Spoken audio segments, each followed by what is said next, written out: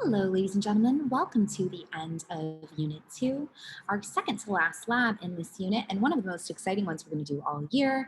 Today, we're going to be talking about pH, which you may remember is the percent of H plus ions in a solution. And we're going to be examining the pH of three different solutions that you have on your handout: black coffee, soapy water, and distilled water. But I also have for you a couple other solutions that normally you would be testing in the lab if this was not our pandemic year. So I'm also going to be testing for you today the pH of ammonia, detergent, water, apple juice, vinegar, and hydrochloric acid. So let's go ahead and get started. All right, ladies and gentlemen, so today's aim for this lab is how can we use indicators to determine pH levels. And you may recall that we used indicators in a different lab earlier on in this unit when we looked at food nutrient analysis. And you may recall pH is the potential for hydrogen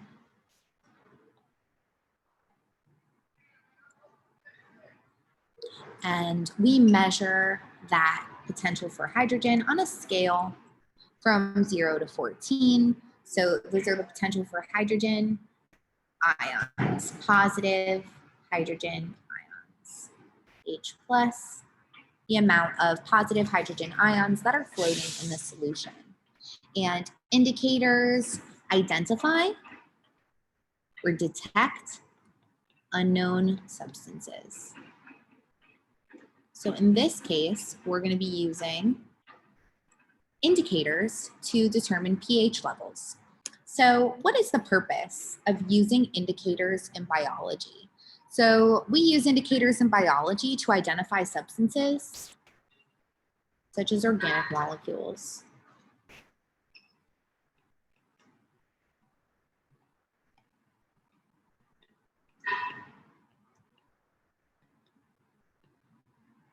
But we're talking about pH right now during this unit because all of the different parts of our bodies have different pH levels. And our pH balance is critical to our maintenance of homeostasis, that stable level. And the indicators that we're going to use to detect pH, and we're going to talk more about these in just a moment, are p-hydrian papers that go, there we are, go a whole range of colors, and we're going to talk much more about these in just a moment.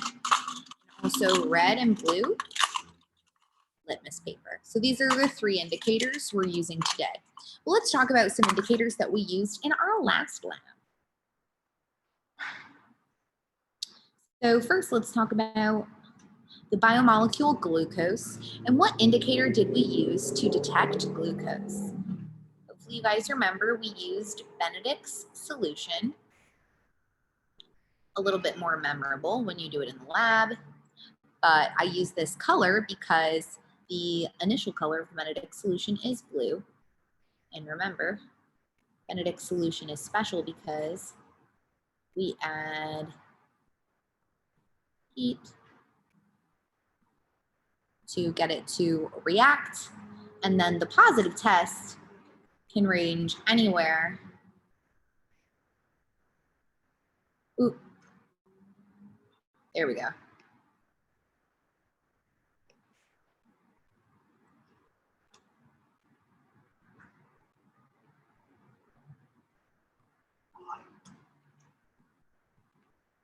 And I got a little extra right there, but that rainbow color scheme is going to come back up during this lab. So the positive test result for glucose can go anywhere from blue to that Roy G. Biv. What was the indicator that we used for protein? Biuret solution. So let's stick with this purple color, Biuret solution. And you may recall that that Biuret solution turned this nice violet color in the presence of protein, and it also started out blue. So this is for a positive test. What happens? our starch indicator, which you guys may recall, I brought up that we're going to use our starch indicator and our glucose indicator again. So let's go ahead and just indicate that here. Indicate our indicators. So glucose and starch are going to come up again in future labs, and we're going to use those indicators again. And the indicator for starch is iodine or Lugol's solution, but you can just call it iodine. And you may recall that iodine changes from an amber to a bluish black color. Kind of like pen ink. So blackish blue or bluish black. And then our lipid detector, maybe the least sophisticated of our detectors, if we can rank them that way, was brown paper. And we see that brown paper go from opaque to translucent. Alrighty then. So now that we've reviewed the previous biological indicators we've used, let's talk a little bit about the pH scale. So unlike the image that was in your handout for yesterday, this is the correct color scheme for the pH scale. And you can see this color scheme matches, or let me hold it right up to the camera. This color scheme matches the color scheme that is on the P Hydrian paper. So this P Hydrian paper is a pH indicator or a pH detector, and it's in a container, but it's little strips, and I'm not gonna touch them with my fingers. I'm gonna touch them with these tweezers because we wouldn't want it to pick up any oils that are on my hand and have those oils contaminate the sample when we test pH. So we start at the beginning of the scale. This is acidic, and this goes from 0 to 6.9. Is acidic. Nice. Then here in the middle, we have neutral. And as I indicated in your previous video, neutral is usually shown, you can see about a green or a yellow color, whereas acidic is from about red to yellow. And there's some overlap here, right? Because it's a gradiated scale. And then over here on the other end, that goes all the way to purple. At the high end, we have basic. And this is our Roy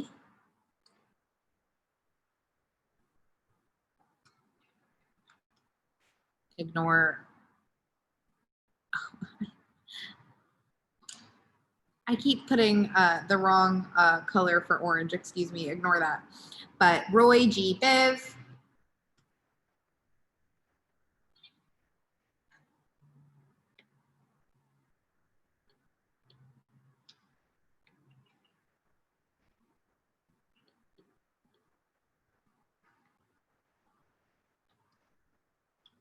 We've got our Roy G. Biv scale here, taking a look at the acid to base scale, the pH scale. And again, this is looking at the potential for hydrogen.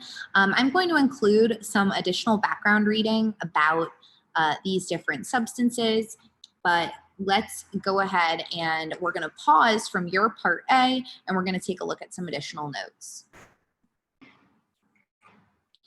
All right, so again, we're taking a look that pH is a scale that ranges from 0 to 14. And we remember that pH is a measure of the hydrogen ion concentration that expresses the acidity over here at the low end to the basicity of a solution. So you may have already wondered this, and you can see there is an image of that P Hydrian paper. You may have already wondered, why is a high concentration of hydrogen ions a low pH? And why is a low concentration of hydrogen ions a high pH or a basic pH? So really, if all you can do is memorize that information, then memorize that information. But if, like me, your brain itches sometimes to know why a thing happens, let's talk a little bit about it. So pH is the potential for hydrogen, and this is actually calculated by a logarithmic equation, which means the definition of pH, is the negative logarithm of the hydrogen ion activity in a given solution, meaning the lower that it is, the higher the hydrogen activity, the higher that it is, the lower the hydrogen activity. So solutions with lower concentrations of hydrogen ions have higher pHs and are considered basic. Solutions with higher concentrations of hydrogen ions have lower pHs and are considered acidic. So pH is calculated by taking the negative log of the concentration of hydrogen ions in an aqueous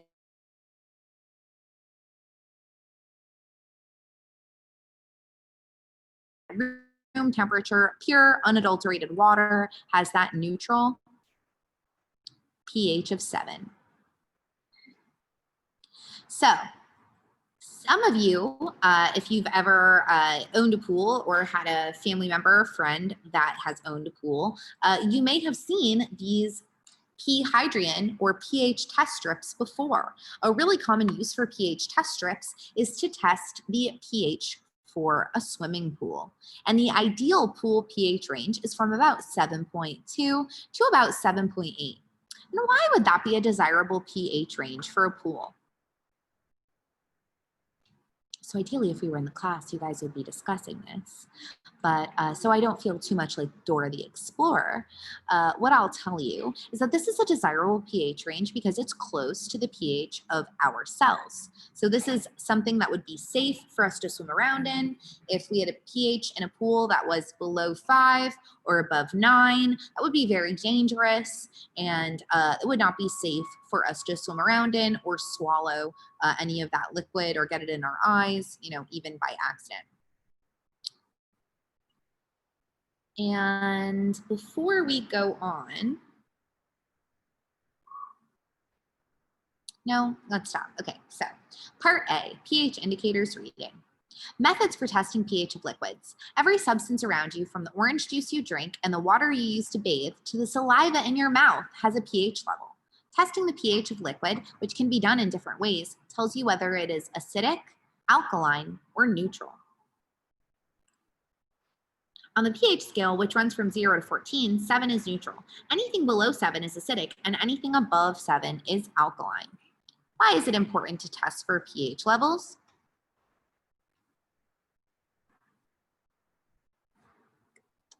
To detect the presence of hydrogen ions, to determine the acidity or basicity of a solution,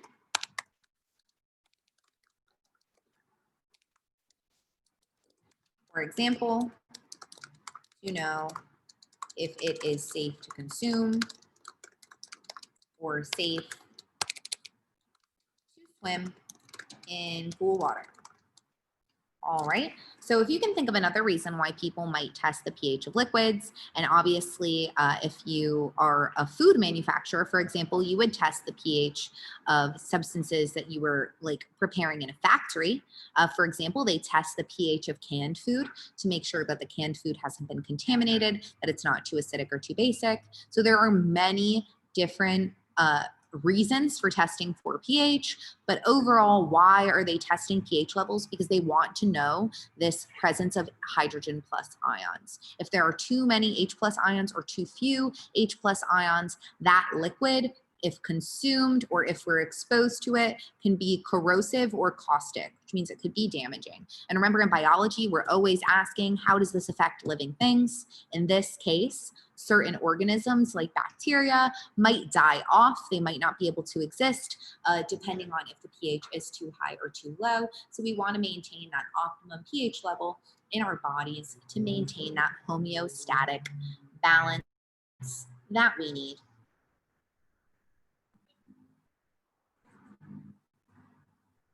Let's continue.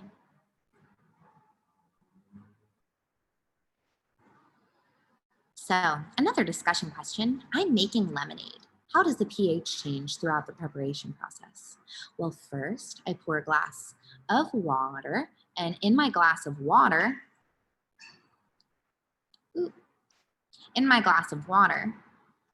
I have a pH of 7 because that's neutral, baby. And we've got some pure water in here.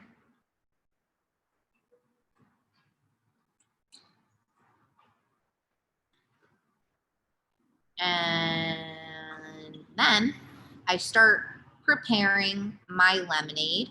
And the first thing I add in there is pure lemon juice. And as you may recall from yesterday's handout, lemon juice is very acidic. So as I start to add drops of lemon juice into my cup, the pH begins to decrease. Right, so as more lemon juice is added to the water, it brings down the pH. Why? Because lemon juice is very acidic.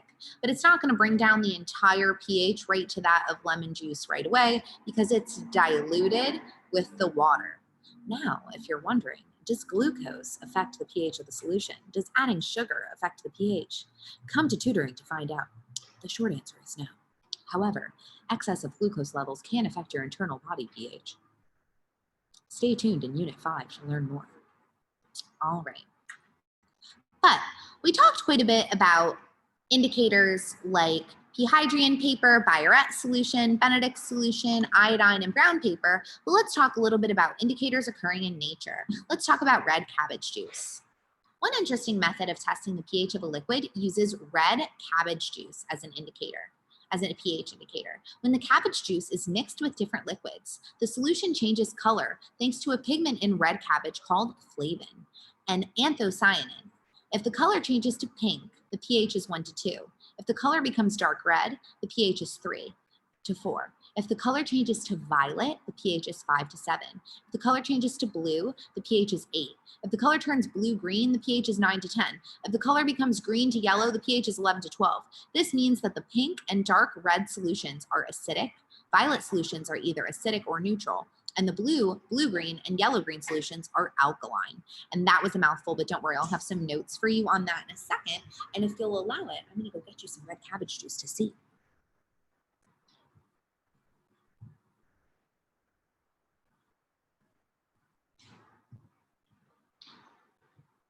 So this is some red cabbage indicator. And I'll be showing you guys a small demonstration with this red cabbage juice at the end of the lab, so stay tuned. And now let's talk about pH testing strips. So when we're talking about pH testing strips, we're talking about P. hydrian paper and red and blue litmus. pH testing strips contain a series of indicator bars that each change color after exposure to a solution. The strength of the acids and bases on each bar differs. Collect a sample of liquid in a clean container, ensuring the sample is deep enough to cover the testing strip. Dip a strip into the sample or drop a drip onto your paper. Dip a strip into the sample for a few seconds and wait for the indicator bars on the paper to change color. Compare the end of the test strip with the color chart that came with the paper to establish the pH level of the liquid. So now, I'm going to stop sharing my screen and I'm going to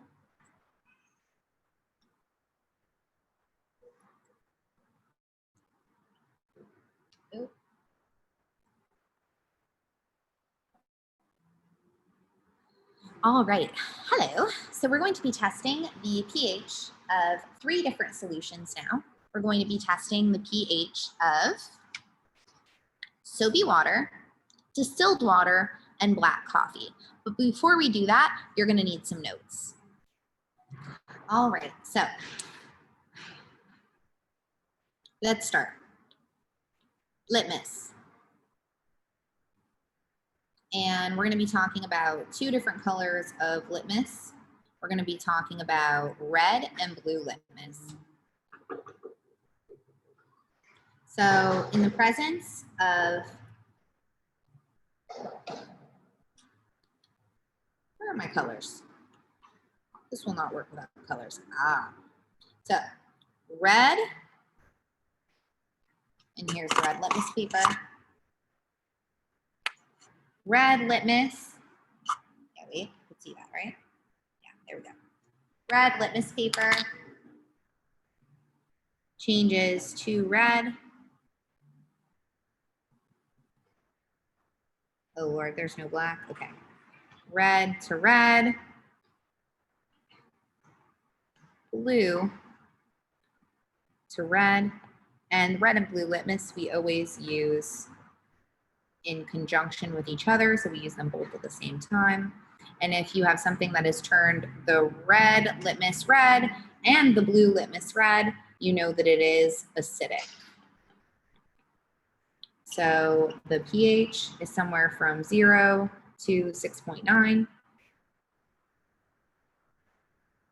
And so there is a high concentration of H+ ions. Then, so there's two varieties, there's red and blue litmus. Now let's talk about what happens with blue litmus. So if you have blue litmus that has stayed blue, or red litmus that has turned blue, you're dealing with a basic solution.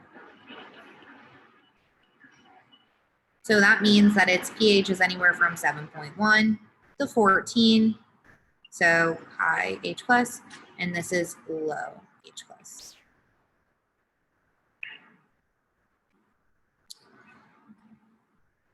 Now, if you have, this is why you need to use the two together.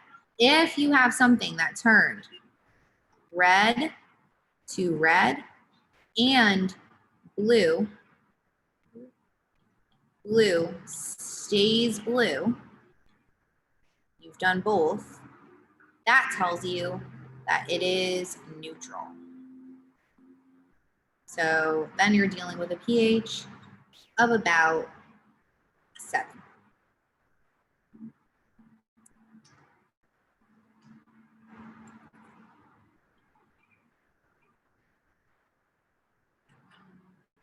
And I think I'll give you the notes on cabbage juice a little bit later. But let's go ahead and check these out. And I am going to add here at the bottom, we are going to use another indicator, which is the P Hydrian paper. But the P Hydrian paper, remember, exists on this sort of rainbow scale, which I don't even have enough colors here to indicate. But depending upon the color that it changes on the rainbow scale will be giving us the range of acidic to basic. All right, so these notes should be on your paper. So you can type them into your paper, or you can write them down on a piece of paper for your reference as I go through the lab. All right, so those notes about litmus paper and P Hydrian papers should go under Part B, observations. Those notes that I just gave you, if you want to rewind the video back, should go under Part B, observations. So now we're going to be testing 3 different solutions. We're going to be testing soapy water, distilled water, and black coffee. So let's go ahead and do that. So the way we're going to be performing these tests is by using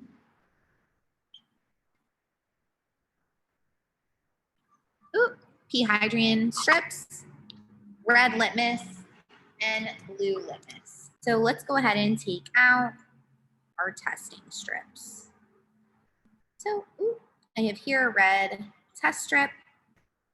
And remember, it's going to be that comparison between red and blue that tells us if the pH is truly acidic or truly basic or truly neutral. But then we also have these P. Hydrian test strips that you can see are this orangey yellow color that are going to give us a more precise pH reading. So let's go ahead and perform our first test, and we're going to use black coffee. So I have some black coffee here, and what I'm going to do is I'm going to take this coffee straw in here, or a pipette would work, but we usually use straws for this lab, and I'm just going to take a small amount, and I'm going to drop it on the test strip. So I'm taking a small amount again, and dropping it on the blue test strip, and a small amount one more time, and dropping it on the P. Hydrian. And if you guys take a look here, you can see my red litmus is still red. My blue litmus has started to turn pink. And my P. Hydrian is still right around this orangey color. So red, red, blue to red means we've got something acidic. So in order to get the exact measurement now, we're going to take a look at the P. Hydrian. So what you would do is you would hold your little strip up on the pH scale, and you can see, ooh, that's right on the money. That's a 5. So on your paper, you're going to write for black coffee, red litmus, red, blue litmus, red. It's an acid, and the P. Hydrian paper tells us that it's about a 5, and the color is orange. Let's go and test our second liquid. So now, very important step, clean up and test our next liquid. Next on the docket, and forgive me, I'm going upside down from your paper, let's test distilled water. So I have here again, I'm going to take out my testing strips. I have red litmus. Sometimes you do have to separate it with your hands, even though I am contaminating my sample. Blue litmus.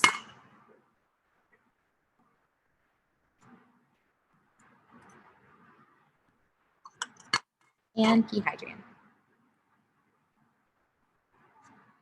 And remember, the benefit of this P. Hydrian is that it provides us with a more specific or precise pH reading. So let's go ahead and test the pure water.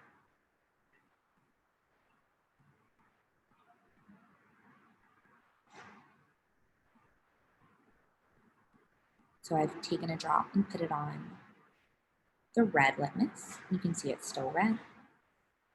The blue litmus, and you can see it's still blue. And now we're going to put it on the P. Hydrian.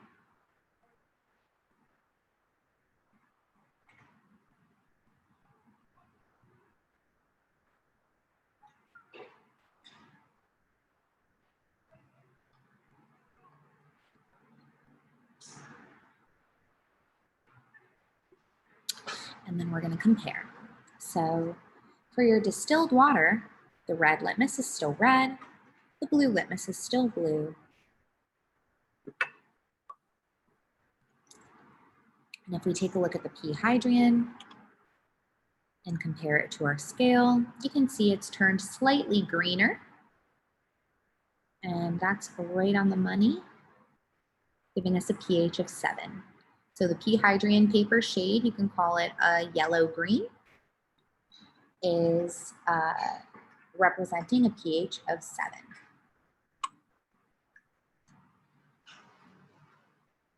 All right, and again, very important step, clean up, and now we're going to test our last liquid.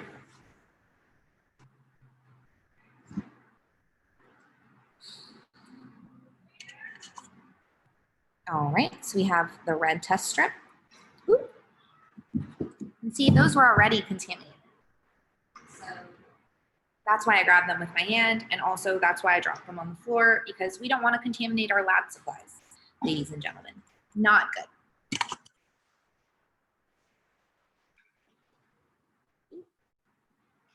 There is an organism among us. there is a fly may be attracted to all of these various juices that are around me. I'm about to test. All right. And our final pea hydrant. It is a shame we can't do this lab together, all of us.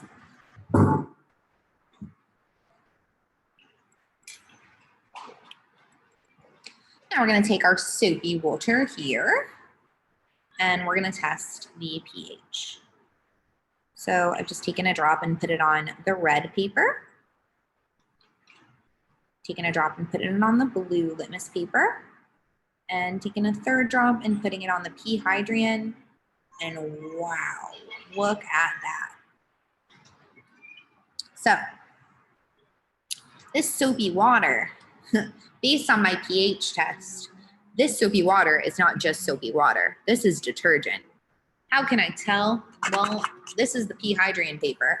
And take a look at that pH. We've got that pH about 11. That might even be a 12 over here. So this is extremely basic. I do believe, oh my God, that's ammonia. That's, forgive me. This is the pH that you're going to use on your paper, but you can call that solution. You can change that from soapy water to this. Yeah, that's ammonia, baby. That is ammonia. So ammonia is extremely basic. And it is more basic than even soapy water. And you can see both, this was the red litmus paper, is fully blue, because again, this is such a basic solution. And this was the blue litmus paper, and you can see it's still blue. So for that soapy water, or in this case, what was supposed to be soapy water and what was actually ammonia, the red litmus turned blue. The blue litmus stayed blue. It is basic, and it is a pH of 11, and the color of the pea hydrant paper turned was dark blue. And that was quite impressive to witness. But, all right, let's for funsies test a few other liquids, shall we? All right, so if you are not interested in testing the pH of liquids, you can fast forward to when I go over the conclusions. So probably when I start screen sharing again, but let's just quickly test the pH of like 3 more liquids. So I have here, let's take a strong acid because you guys just saw strong base. This is hydrochloric acid. This hydrochloric acid is diluted, so don't worry, I'm not going to hurt myself, but it is so acidic that I don't want to touch it with my hands. So you can see here, this is the color of the pea hydrant paper. And you can see even with just the slightest touch, you guys see that? Look how red that's turning. So that red color change indicates to us that this is an acid. And the way we measure the exact pH is by a color comparison. And we can see, wow, that's like a pH of 1. Take a look at that, because that's hydrochloric acid. And hydrochloric acid is comparable to the environment inside of our stomachs. Our stomachs contain hydrochloric acid. So although it helps break down and digest our food, you wouldn't want to eat it. Well, let's take a look at something we might want to eat or drink. What is the pH of apple juice?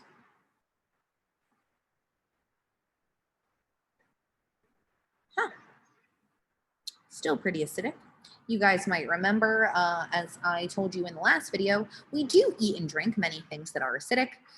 It's things that are on the basic end of the scale that we usually try not to consume. But you can see this is not as red, not as acidic as hydrochloric acid, which is like so red it's almost purple. And this is, oh, it's not coming out quite as different on camera, but this is more of like an orangey red, and this is like a deep brick, nice shade of lipstick red. All right, so this is apple juice, and its pH is approximately about a 3. So, question to you, ladies and gentlemen. Do you think it would be extremely healthy to drink a ton of apple juice all the time and not just drink water? aside from all of the excess glucose that is in apple juice, it is also acidic. So when you think about even some snacks like hot Cheetos that are quite acidic, or Takis that are quite acidic, or things that the hot Cheetos and Takis are made from, like lots of peppers or pickled dishes, these things that contain high acidity, usually because of a lot of vinegar in them, they're not necessarily healthy for us to eat in high volumes. Although, again, as I said, humans do like to eat a lot of acidic things. It is stuff that is basic that's a little bit more detrimental. All right, and let's take a look at one more basic solution. I'm dipping this into some detergent. Ooh, there we go, that's a different color. So this is detergent, like laundry detergent, and laundry detergent is basic, and let's see how basic it is. That's about a 9, might be a little bit between a 7 and a 9, like an 8. But you can see almost right on the money there, that's a 9, and that is, again, detergent. So what color would that detergent change? The red litmus paper. So remember, it is basic, so it would change the red litmus paper blue. What color would it change the blue litmus paper? The blue litmus paper would stay blue. Okay. So now, I do believe that's everything that you need from me. So let's go over those conclusion questions. So upon further inspection, the conclusion questions will be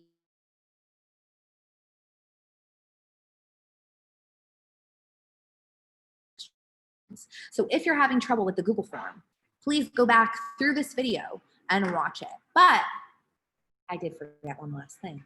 This is our natural indicator. So we've got red cabbage indicator here, and the way we made this, very scientific, but it is. We took red cabbage and water, put it in a blender, mixed it up. And what that did was that released the purple pigment. So if you've ever like boiled red cabbage to like eat, you can see the color that the water turns after it has boiled for quite some time changes from this purple color to a blue shade. And that's because the color pigment, because pigment is also a protein, the pigment inside of the red cabbage has denatured due to the boiling water. But in this case, we're going to use that pigment as a pH indicator. So we've got these 2 different containers of red cabbage, and in the presence of potassium hydroxide, a strong base. Let's see what happens.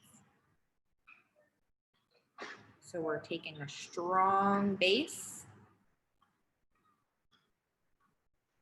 and putting it in this red cabbage. Let me turn this down here so you can see my strong base. Adding a little bit more so you can see the change happen. Ooh, there we go. All right, so we've added this potassium hydroxide, and the red cabbage has changed to the color green. Okay, so in the presence of a base, the red cabbage, which is the natural indicator we're talking about today, has changed green. I don't know if you guys can see that so well, but it looks really cool and green in person. Hold on, let me see if we can get better lighting. Check that out. Really, the lighting is better in real life, but that's green, folks. Now hold on, because it's not the holiday season yet, but it's about to get really Christmassy in here. Now we've got hydrochloric acid, the strong acid that you may recall changed the pea hydrian paper like dark red right away.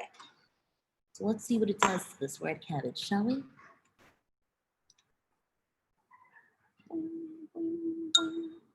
And because we're just trying to get the chemical reaction to occur, I'm not using any measurements, but what I'm trying to do, and you can see the change is starting to happen, is I'm adding enough acid that it changes the overall pH of the solution enough for the chemical reaction to occur.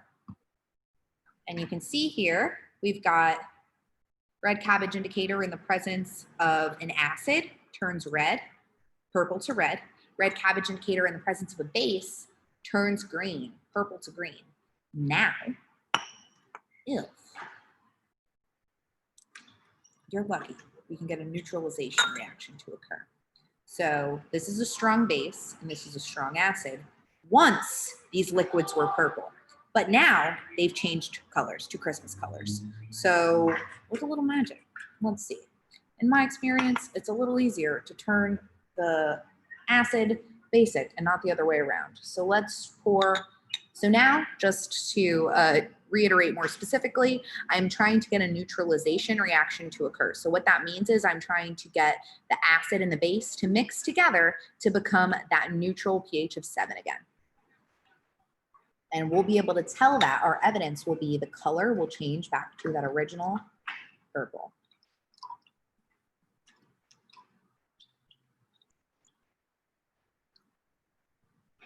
And you can see it's starting to turn more purple. Ooh, starting to turn more purple. Ooh, it's almost there, almost back to that original.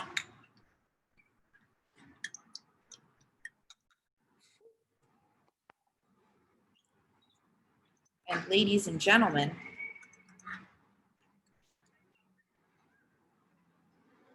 that's purple red cabbage indicator.